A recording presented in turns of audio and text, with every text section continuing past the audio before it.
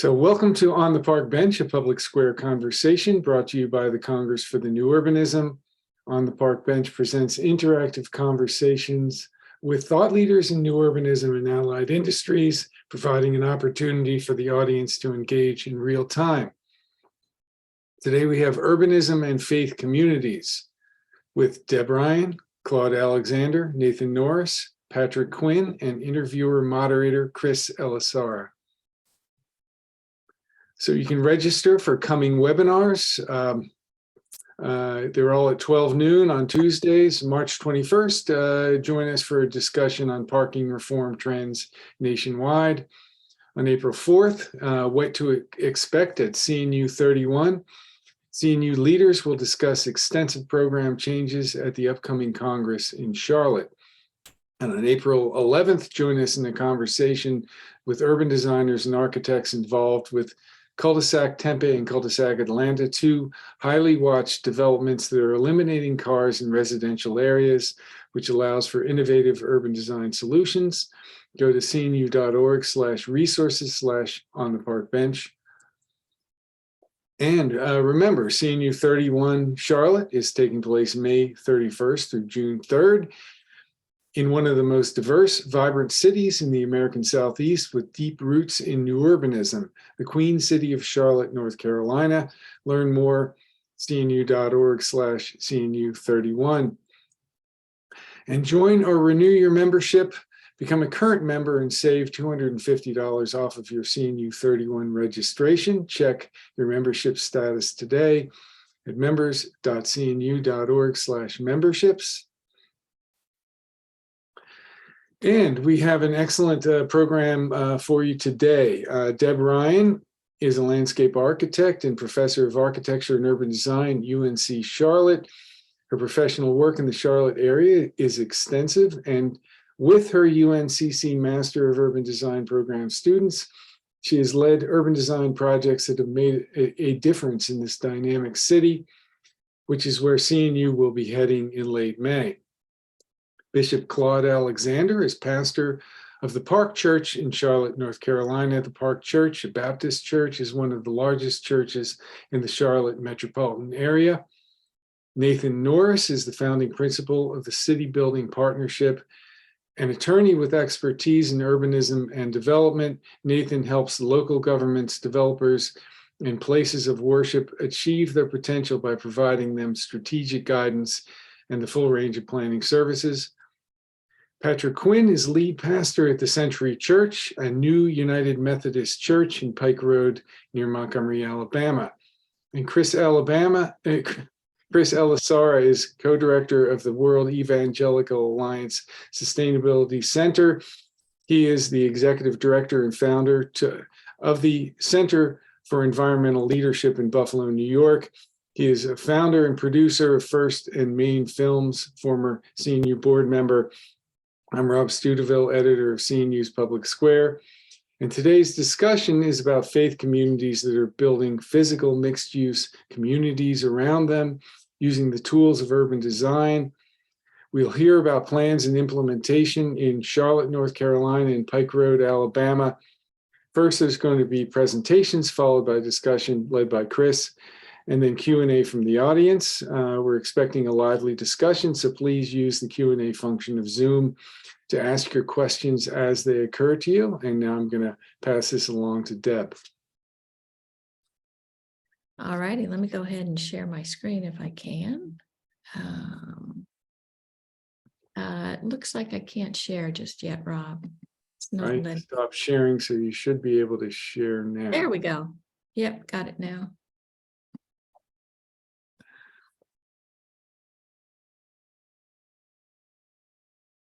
All right, can we see my screen? All good?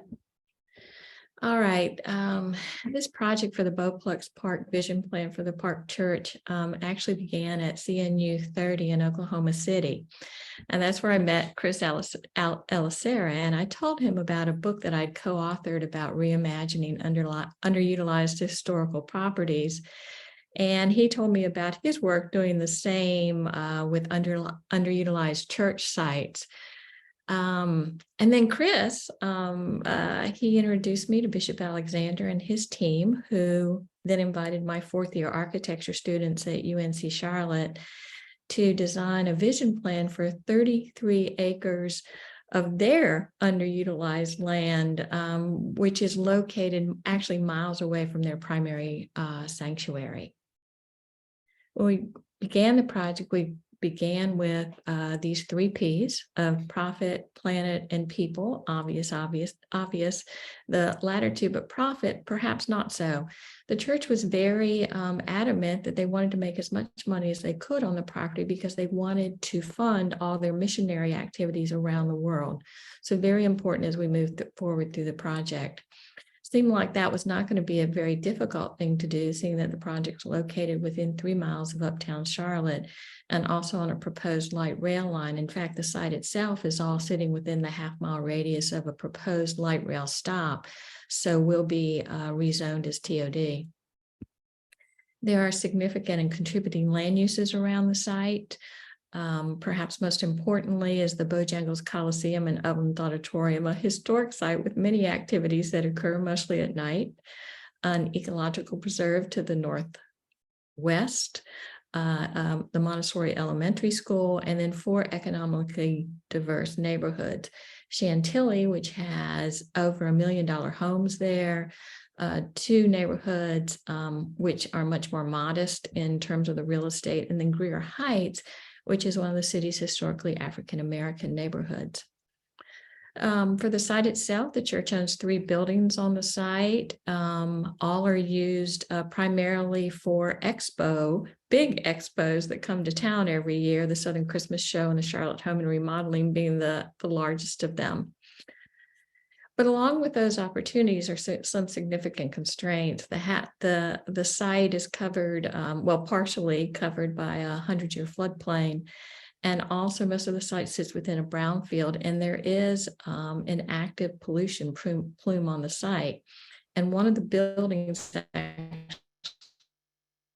sits on pollution, we've been working with the North Carolina Office for Brownfields, and they said it was probably unlikely that they would permit a new building to be built on that plume, and that sort of ties into our master plan.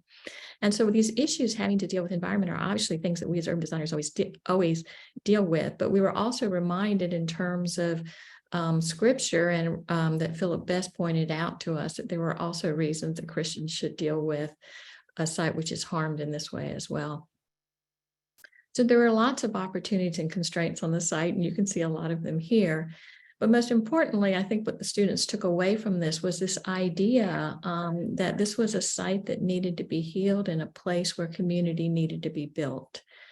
And the way in which they started to do that, again, looking at Philip Best and his questioning about whether or not, and probably should, a church property should be used for more than just a church building, but the creation of a neighborhood. And so, of course, we began every project like we always do, looking at precedents. We looked at architectural precedents and also literature and scripture. But as we looked at that, we saw that these kind of projects are taking place, proposed around the country in Brooklyn and Atlanta. And then perhaps most importantly here in Charlotte, where one of these projects has actually been realized with a mixed use community around a church. But then moving beyond the precedent, we read Bishop Alexander's book, where he states that a Christian life must be about something. And so the students felt as if their project needed to be about something. And for them, that something was shalom. And we took that, we came to understand what shalom meant through the Gospel and the Future of Cities, a call to action that Chris Elisera introduced us to. And the students came to understand shalom meaning flourishing and thriving. But on further examination, they began to think about what else that might mean. And this word map is a map of where they ended up. And I think what's interesting about this is how many of those words relate to what the intent of, new urbanism is and the creation of communities. We also looked at other literature to understand what that meant in terms of a master plan for a site. And what we learned from this reading was that a Christian community had to have a significant number of public open spaces, a mixture of land uses, and a dense population. And of course, all of us know what the Charter of New Urbanism says about those same topics, and you can see a similarity of intent. So moving forward, then, our first idea in terms of creating a master plan on the site began with this idea of being hospitable to strangers, a Christian principle, and what that might mean in terms of development of a master plan. So of course, we started with a main street that creates connections between the multiple land uses around the site and the diverse neighborhoods, hoping that this would be the first component of building community. And then after the main street, the students designed a pedestrian scaled street network, hopefully to provide opportunities to build community through familiarity. And then they designed a series of significant public open spaces, and I'll talk about each of them in detail. And then, of course, the last component was that they created a mixed-use community on the site. And I'm going to go over it really quickly as to what these components are. The first component of importance is this vibrant entry plaza that welcomes folks into the site from the light rail stations and the sports and entertainment venues. The students imagined that it would look something like this, activated at night because many of those events happen at night. But the idea was that the bishop wanted this to be a destination, and that's what the students were trying to create here. Past that entry plaza is Liberty Hall, which is reimagined as a food hall. And these are precedents from Charlotte about how that might happen. And this is what the students imagine that food hall, that reimagined Liberty Hall might look like. And then Main Street, they imagined as a curbless Main Street where pedestrians would be prioritized, and the patterning of the street itself was based on Cuba textiles, a very famous weaving, well-known weaving pattern out of the Congo. And then, of course, there was a retail plaza further down Main Street, topped with housing, which might look something like this. Up along Independence Boulevard, which gives the site incredible opportunity because it's an 8-lane highway, limited access highway that goes by the site. The students decided that's where the signature building should be. They called it the Shalom Shard. They used these precedents that you see here. And these signature buildings would house church, diplomatic, hotel, and convention functions. And this is what the students imagine that might be like. As I mentioned, the plume could not be built on, and so that's where most of the open spaces are located in the master plan. They wanted there to be retail on that space because buildings couldn't go there. They imagined that they would use shipping containers like Boxy Park in Orlando as a precedent, and platforms that could be built where children could play. But also along this site, they imagined the building that fronted it would have a large LED screen where the church could project worship services, but also where cartoons could be played for families outside of church time.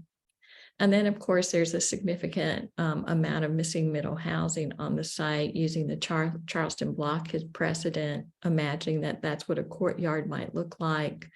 Another housing project that incorporated wrap parking, Texas Donuts. You can see several of those on the site, and that's what that might look like. Another housing block that contained a dog park as a way of bringing community together.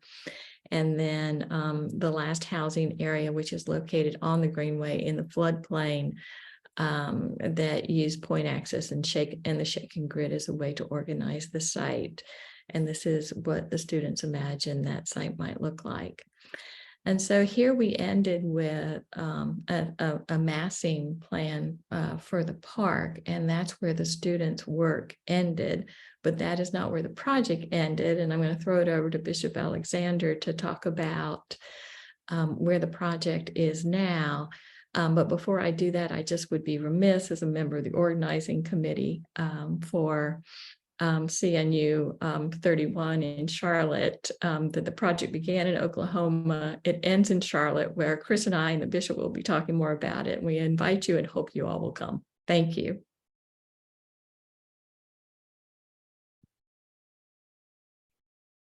Thank you, Deb, and it's an honor for me to be sharing this time with you all.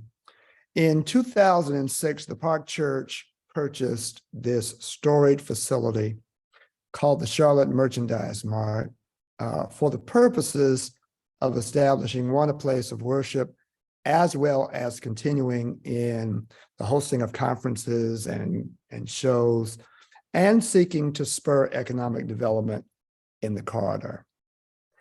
That site is the place where multiple generations have come and have had certain experiences, such as the Southern Christmas Show, which will bring 100,000 people throughout that building.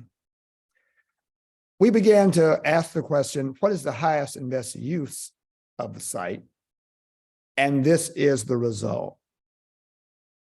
We recognize that in taking away something of intergenerational memory and value, we have to create something that is at least as powerful in terms of memory and experience, if not more so. And so that master plan set the tone for our engaging of developers, through which we are continuing even to this current moment. But several things drive us: physical, mental, and emotional well-being. It's walkable, reflective, engaging, energetic, creative, and innovative. And in what ways does the design incent these, both in terms of structural and site planning? The stewardship of the land. Deb talked about the redemptive aspect, as well as community building, and the notion of flourishing and thriving. So I know that we've got some time to come on the back end of discussion, so I'll end there. Thank you, Bishop. And Deb, for that presentation. You've set the table for a rich conversation that's going to come after this next presentation, because we're adding one more project to the conversation. So I'm going to turn it over to Pastor Quinn with the Century Project and Nathan. So tell us about your project, Pastor. All right. Thank you, Chris. It's a privilege and honor once again to be on with all of you today as we get an opportunity to share a little bit about what we've been up to over the last many years. This has been a huge project that has happened in Pike Road, Alabama, which is a suburb, if you will, of Montgomery, Alabama, the capital of our state. It's housed in the fastest growing, or at least one of the top 3 fastest growing zip codes in our state. However, it's right now still fairly rural and has a lot of rural character to it, a lot of housing developments going up, and a school system that is relatively new. And so we started a church, and it is called Century Church, and this project is called the Century Project. For more information, you can actually go to centuryproject.org about this and as well. But we started church in 2016, meeting in the Pike Road Elementary School, relatively new, very new school district that has been flourishing. It grew from a 3A all the way to a 6A today in just a short period of time, since 2016. And they are currently building and in the process of building their 7A high school. So the very first thing we did was meet in that public elementary school and quickly moved to a place where we wanted to purchase land and participate in the growth of the town. And so we purchased land in 2018. And upon purchasing that land, we had 23 acres of a much larger piece of property that is slated to be developed in the coming years into subdivisions and community places. And there's a whole master plan with new urbanism principles around that in that red box, as well as the blue box that's there too. You'll notice on the south end of this slide, there is a new urbanism development called The Waters. And The Waters is a beautiful place. There's 500-600 homes there and more that are still coming. And it's been probably part of the context and certainly the catalyst in a lot of ways for our growing area. But as we looked at getting on that 23 acres, what we wanted to do was create something special, unique, something that would be life-giving to a community that is growing. So not simply come and put up a church building or just have a place for our church to gather. We wanted to do something a little different. So we wanted to create a place where people simply wanted to hang out. That was a big piece of this for me. I wanted a place where people not looking for Jesus might find out later that Jesus has always been looking for them. And that was very important to me, very similar to the project you just heard with Bishop Alexander and Shalom. I love that. And you'll see some definite similarities, which is cool to see how God kind of has lined this up. But some of the instincts that make this a special development really harkens back to some new urbanism developments along the Gulf Coast of Florida. This is a picture of Seaside. Many of you know Seaside. You've traveled there, you've been a part of it, you've seen some of the wonderful things that have come out of there. I affectionately call this area home. So for me, I grew up on the Gulf Coast of Florida. I knew of Seaside and several other developments that happened along there. And I was actually in resort management prior to ministry some 20 years ago at Sandestin Golf and Beach Resort that's not far from Seaside. And so this certainly was a big piece of it. But as we started to think about what we could do in this community, fast growing, place that needs development, needs the people that are moving into this area to be concerned about loving on the community, we started researching, what is necessary? What do we need to do? And as we researched why church participation has decreased, it led us to what has actually thrived in the church. And so here's just a slide that talks about the 5 causes that Nathan and I kind of put together. It's just quick, we realize these 5 things, and mostly, there's weakening of families and neighborhoods. People have personal beefs for why they might not want to be a part of the church. The church hasn't adapted very well, which I love once again to see how Bishop Alexander's project is definitely a take on this as well. Like, how does the church need to adapt? And the cultural influences of our day. So when we started looking at this, when the church thrived historically, it loved on its community first. Like, that's what it did. It did that so well. And so what we did was we teamed up with the CNU Christian Caucus. Once we had this 23 acres, we're like, we need to love on our community. We need this to be life-giving to our community. We brought in 23 designers, architects from the CNU Christian Caucus. They were from, I believe, once it was all said and done, 18 states and 2 countries. It was one of the most phenomenal things that I've ever been a part of, is this charrette that we hosted for 5 days, really close to our property, where they had access to the property, could come out on the property, get involved in all the conversations. We brought in the community. The community came in and spoke into this. That was very important to us early on, was if we're going to design something, it needs to be something that the whole community buys into. Whether or not they ever attend our church, they needed to be bought into, hey, what is it that this community needs and how can we be a part of it? And so out of all of that, we ended up with these 4 principles. And I would say these 4 principles are the guiding, driving force for everything that we do at Century Church, everything that we have done since that day of the charrette. These have been the principles that guide us in mission and ministry. And the first one is really the pillar of it all: community first and the church second. It doesn't mean that we're not putting the church in its proper place. it actually means that we're looking more like Jesus to the community. We want to love on this community and put our needs behind the community's needs. So we put community first in everything that we do. And this is one of the first drawings of the master plan.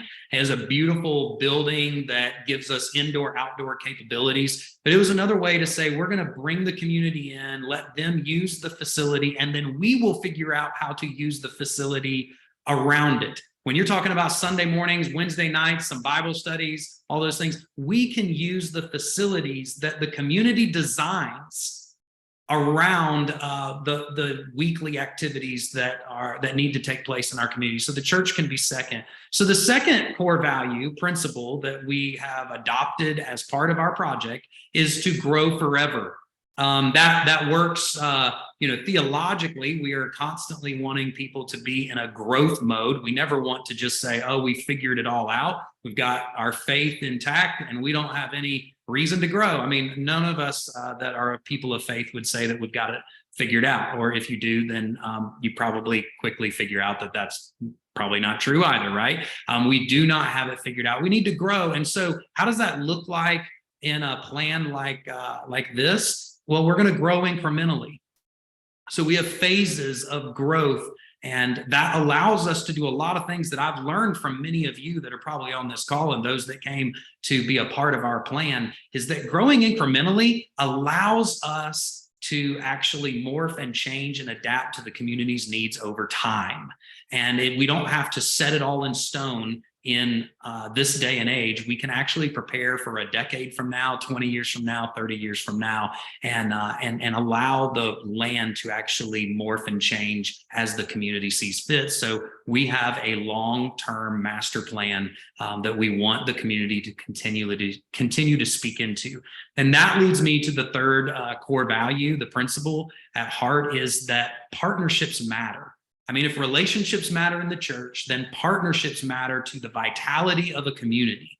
And so we want to get like-minded, really focused in people that want to see this community grow and be vibrant and are excited to bring their talents, their skills, their best efforts to bear on this community, no matter what it may look like, whether it's a YMCA, other nonprofits, it can be for-profits, cafes, coffee shops, art galleries, whatever it needs to be, but people that are all driving with the same idea that we want to love on this community and put our community first. And the final value or principle, if you will, if you're going to do anything like this, where you're going to come out and be a pioneer, like these two projects that you're hearing about today, you got to do it with adventure, right? Because things are going to change all the time. And you got to have a spirit of creativity about you. And when the church has been at its best, I feel like we're creative.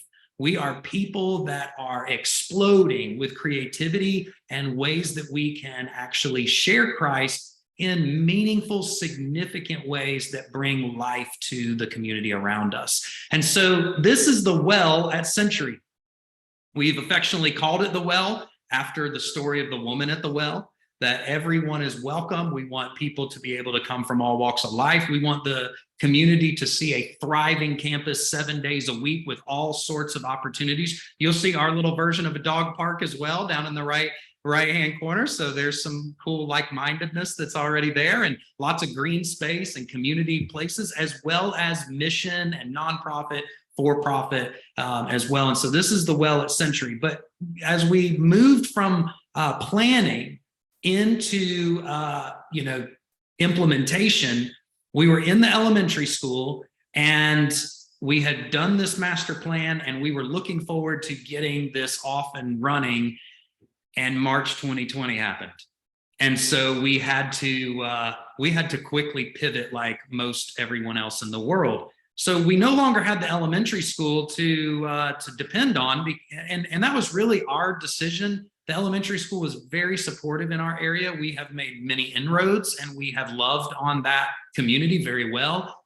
But what our church family decided and our leadership was, hey, we need to let the school educate kids and figure out how they're going to move forward with the children in our community. And having a large congregation that had grown to nearly 600 people in our community, come in every single week during COVID was probably not the best idea. And so if we're going to be community first, we essentially put our money where our mouth was, right? And we said, hey, we're gonna forgo our comfortable indoor environment, and we moved outside.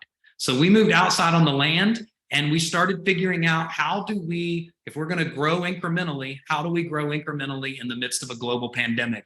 And so growing up on the Gulf Coast and seeing places like Seaside and the Hub at 30A, Rosemary, Alice Beach, those kind of things, we're not far from there. We're about a 2.5-hour drive. Hey, let's start figuring out an outdoor venue. So once again, some like-mindedness here. We have shipping containers, right? Bring in some shipping containers. I had the idea that we would bring these huge, like Ringling Brothers circus tents right over into the space and do these shade sails. And we have a few pictures with these tents, these huge white tents you see on the left. There's another picture. The shipping containers are up. And then, along the Gulf Coast, there's hurricanes. And believe it or not, we actually ended up with Category 1 winds. We're in COVID, no less. Category 1 winds end up in our neck of the woods in South Alabama. And we had only worshiped twice with these huge tents, and this hurricane took our tents down. So tents go down and pole barns come up. So the town allowed us through zoning to incrementally start building on our property with a temporary permit. And we started to exercise that through these pole barns, which we have become, I would say today, not anything that I've done. I would say that our church has become experts on how to do outdoor worship with pole barns. You would almost not realize that you are outdoors unless the weather, but we have done an amazing job inside. So you see, this is kind of what it looks like today. That was a beautiful sunset, by the way, that we had. And so we have these 2 pole barns, these shipping containers that we've built out. And this has been our focus for 2.5 years, everyone. We have been outside in the first world in America, and worshiping every single day, rain, shine, hot, cold. I have preached a sermon with snow literally falling all around me. And I will say I live in Alabama, so cold is not exactly our friend here. We would prefer the hot. So I even wore ski pants while I was preaching. But you also have other issues, right? You have water issues, you have utility issues, and you have bathroom issues. And I never knew how important that was until you're outdoors every single week and trying to do things. So we incrementally developed our bathrooms. We started with porta potties. Yes, so hundreds of people, and we have porta potties every single week. And so, but as we moved on, we incrementally continued to develop. And we've become very good at building out shipping containers. We have people in our church that not only have the expertise from a construction standpoint, but also design from some architects and draftsmen. And so we recently opened up permanent bathroom facilities for our outdoor venue. But we are moving forward. And so we just broke ground last month. You'll notice that the kids are in the picture. That was intentional. That's our youth and our kids, some of them that we selected to actually break ground. We thought if we are building a facility for the next generation, Century Church, for the next century of believers and the community, then it would be best if our kids would be the ones to break the ground. And so here's some images from above that show you kind of what the ground is looking like right now. You see the 2 pole barns. We have shade sails that roll out in the middle. And we broke ground on our infrastructure. And so they're starting to put the roads and utilities in even as we speak. So every week our ground is starting to change and morph and become part of our first phase. So this is our 23 acres as it stands pretty much today, or at least a few weeks ago. And we are moving forward with our very first building. And here is our very first building. It's meant to be small. It will seat about 300 people. It does indoor, outdoor worship. And when I mean that very, very specifically, that we can go indoor or outdoor with about a 30-minute window. We can shift and morph depending on what we need to do and how the weather is behaving that day and what we feel like we have on the schedule. This facility, though, first and foremost, is designed as a multi-purpose building that will be used for the community. There is nothing else like this in Pike Road or the River Region area. And there's really not a facility that is, I would say, earmarked for the community quite like this one is in our entire town that has now grown to a little over 20,000 people. So this is us. This is who we are as Century Church. And I look forward to answering questions as well as we move forward with the Century Project. I give a lot of credit to the CNU Christian Caucus and all the principles that I have learned as I have tried to be a pastor on a mission to put our community first and allow the church to come alongside and love on the community in meaningful ways with economic development, nonprofit strategies, and a mission that can last far into the future through an incremental build. Hey, thanks, Patrick. That's an amazing story. Started several years ago and seeing, what you're doing right now. But there's a quick question in the comments Q&A section. Then I'm going to do it to Nathan because I want to get your voice in right now, Nathan. And the question is, he may have missed this. This is from Jeff Compton Nelson. He may have missed this in the early presentation, but what else is surrounding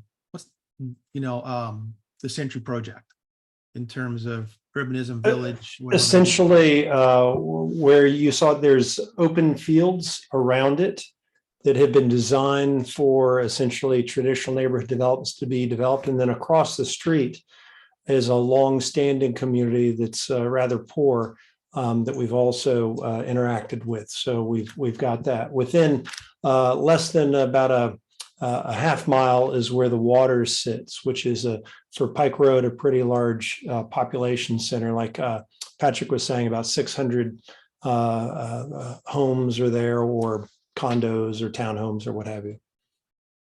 Well, thanks, Chris. Also, we are less than a mile from the interstate, and there's development all up that way, as well as the traffic study along Marlar Road. It has increased exponentially with other housing projects and developments that have come into. So we are essentially maybe say a little early to the game, but everything is coming our way, if you will. It's great. It's great. And then we have, Google Earth, Google Maps. You can take a look, from, wherever you're sitting around the world. We have somebody in here from South Africa, who is in this conversation. We can look exactly what's surrounding both of these projects by going to those resources. But again, I'm Chris Elisara, and I'm going to just be kind of facilitating the conversation here. And we're going to start off with a few little interview questions and then move into Q&A from those folks that are joining us from around the world. And we have, nearly 160 participants, which is amazing. I want to ask a couple of questions, and I'm going to start with Bishop Alexander. Bishop, you're not new to new urbanism. You came to Savannah 36, and you worked, 5 different leaders from Black churches across the United States. But now you're actually going from theory to practice, and you're doing a development. So you're a bishop developer, I would say, if I can use that term. Mm-hmm. What are you designing for? When you gave Deb the brief to the students, you talked a little bit about what you're trying to design for, but can you go into that a little bit more? And why did you select those choices for designing as a bishop developer, leading your congregation in this type of way? Sure. So one, I want to take a step back and I guess provide a little bit more context, not so much for me particularly, but for development that's been done in the African American church experience. The whole notion of housing development is not new to the Black church. Black churches have been doing this for a number of years, primarily in the senior housing development space and the affordable housing development space. What is new is the notion of large-scale planned multi-use development and the notion of intentionality behind that, looking at developing a whole community, not just some apartments, not just some single family dwellings, but large scale community development. So that's the first piece. When one moves into that space, then one realizes first how ill-prepared seminary gets you there. There are no classes in seminary for the building of communities. Amen. Nothing in terms of economic development. And so you quickly realize that you are operating outside of your domain. And that if you want to honor God and steward the land and the people's resources, it is best done in partnership and relationship. That's number two. Third, the notion then of being clear of what your desires are. And so our desires are, one, to empower community, to establish a legacy. Those two things really drive our looking at this, empowering community and establishing a legacy. And how do we do it in a way that is sustainable long-term? So it's not just growing for the future, but it's making sure that my successor and my successor's successor and whomever they will lead, that there's sustainability for them to come. So those things are the things that drove or drive this approach, Chris.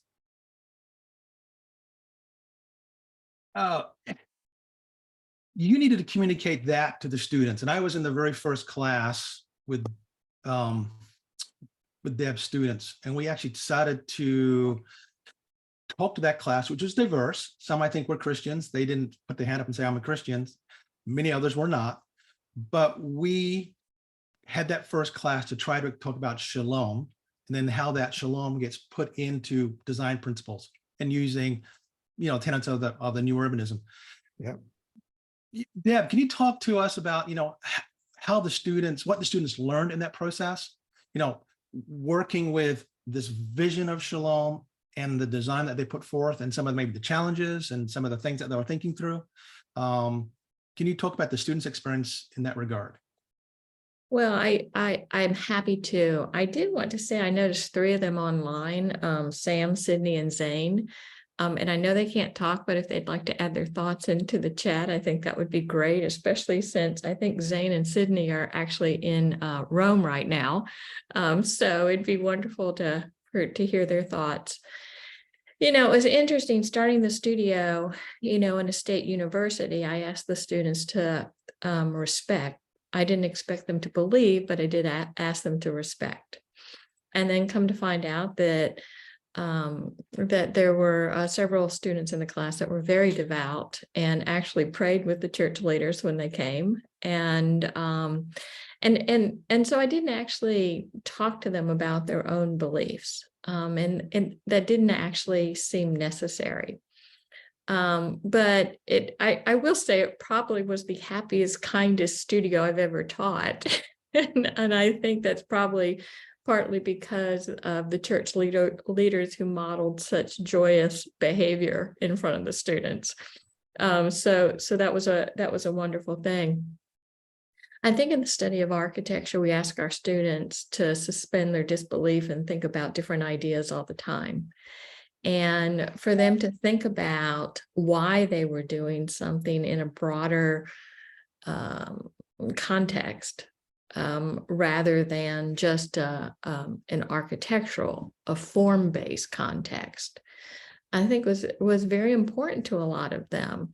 And what was interesting at the end of this architecture studio is that I'm going to say a third of the class, maybe a little bit more, came to me and said they wanted to study urban design now instead of architecture, because they felt like for them it was more meaningful than just the design of buildings. So I think that is an end result was a pretty important one. So coming back to you, Bishop, and I'm going to come to you in a second, Patrick, but I want to ask, as you've gone through this process, you've talked about Shalom, you talked about what the church wants to do. Some of it was, I like the profit piece, because that enables you to have, resources to invest in community. Is there anything surprising that has come through the design that you have received from Deb's class to think, this I wasn't thinking how it would be manifest in a plan, in a design? Think about the housing, think about the transportation, think about the TOD aspect and the opportunity you have there. Anything there is kind of like, wow, that makes sense. And it really squares with my faith and the plan. Well, the most immediate is the notion of the plumes. And looking at that from a redemptive lens in how what we do redeems that. We weren't responsible for it, but we have it now. And how do we redemptively operate and plan? So that would be number one. I think the other thing that hit me was the diversity of instruments in terms of the housing stock that they did. That was fascinating, because it wasn't just boxes. No, there was intentionality in terms of diversity and what that diversity does in terms of the experience that people have. So those were the two big things that immediately come to mind. Thanks for sharing that. I'm going to come to your project, Nathan and Patrick, and I'm going to share a little bit of something, because I think I want to bring in you in terms of I've talked about the opportunities that churches have for engaging in contributing to the urban fabric with the properties that they have and the properties that they can develop. And I'll also say that we are facing as churches, because you've mentioned the decline, a crisis and a tidal wave of church property redevelopment coming onto the market, as it were. And so we actually need to think through this and accelerate the way that we work in our capacity to develop. There is a great study that has been done recently, and if I can just share my screen here. This is by Georgia Tech. And it's interesting because it's a fall project by some Georgia Tech students focused on what churches are doing in Atlanta, building in good faith. And so here you can see my slide here. Who's doing stuff? Enterprise Community Partners. They're doing a whole bunch of stuff in Atlanta, and then these other churches are doing stuff. So here's the map. They develop a model here for how churches can do development and so on. And then here's some examples of some buildings that they did like Deb for different opportunities that are in Atlanta. This the first one on the left-hand side is a synagogue, actually. And they go through and make some suggestions for how to, design and redevelop, 5 properties in this particular study. But here is what I want to get to, the conclusion. And policy recommendations. They have some recommendations for zoning. They recommend a zoning overlay for church properties. They recommend parking types of reforms for churches so they can do development and so on and so forth. Some tiny home kind of changes to the ordinance so they can help with some tiny home development and so on and so forth. So my question for you, Nathan and Patrick, is as you're working through your development, how is it squaring with some of these practical planning, architecture, design things that you're working through in your design and incrementally working towards your vision for Century Project? Patrick, you want me to take that? Go right ahead. Yeah, it's like putting a square peg in a round hole. We are on property that was zoned for the SMART code, which is all new urbanist principles, but the church campus doesn't fit easily into that. We actually have a planning consultant for our town who's a member of the Christian Caucus and the CNU and the Urban Guild, and so that's good to have, but it still doesn't mean that everything fits easily, so we have to work around it. What I do professionally generally is only deal with projects that don't fit the law. So it's not like a shock to me. It's just you got to work through it. It's a lot of extra work. But some people may find it interesting that Century Church is having to designate it a special district pursuant to the SMART code, as opposed to falling under one of the 6 transect zones in order to move forward with what it's doing. So what that usually means in the big scheme of things is I want to combine a compelling vision with sort of baby steps to work into a relationship with the local municipality to say, look, we're gonna try to figure this out and we're gonna figure it out together. But it's not easy. And I would suggest that, and most of my clients, I would suggest that they do not go about trying to change the law to make them do what they do. They just work with the parties. Because what we found is that, especially with a church that's really outreaching to the community in all sorts of ways, like half our staff are bus drivers for the local school district, that sort of stuff. Patrick helps with all the sports teams. So so I say just work through the locals on the difficult things that don't work. And because trying to fit within the framework of existing regulatory framework, that's sort of a fool's errand right now, unfortunately, in most places from my perspective. Just wanted to let participants know that we're at the hour point, and we will be posting a video of this webinar on the CNU website probably within 24 hours. And so you can see the rest of it if you have to go for any meetings, but we're going to continue on for maybe another 10 minutes. Chris? Yeah. One of the things that I'd love to add that's a little tangential to the question you asked, but maybe gets to something the bishop was talking about when you think about our 2 projects and the need for loving on our community, so to speak, in economic ways, in housing, and now moving into some more robust development. And to your point about the article you said, I think what might be interesting to the audience is to know that things like this, I feel like the Lord has put this on the hearts of many pastors and church leaders. We're just 2 projects that are on here. I'm learning about new ones all the time, and I'm getting called all the time, and I'm sure the bishop is too, about like, how do we do this better for our communities? How do we repurpose all these church properties and buildings that will actually be life-giving and something to give back.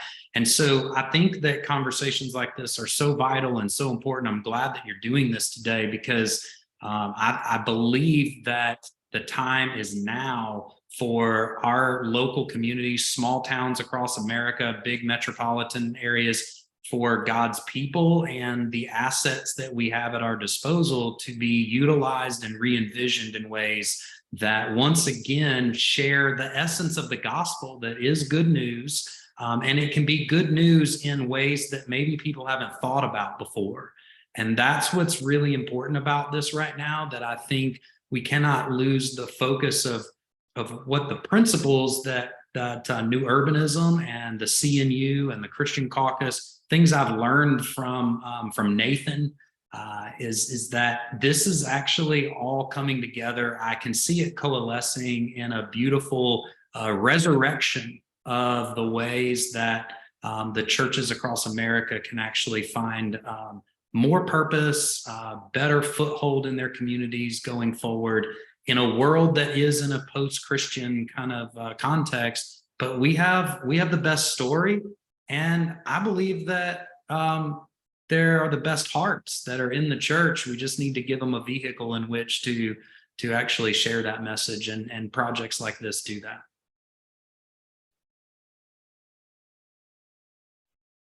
Thanks for sharing that. And I want to just dive into working a little bit further in terms of taking it further. I'm going back to this study by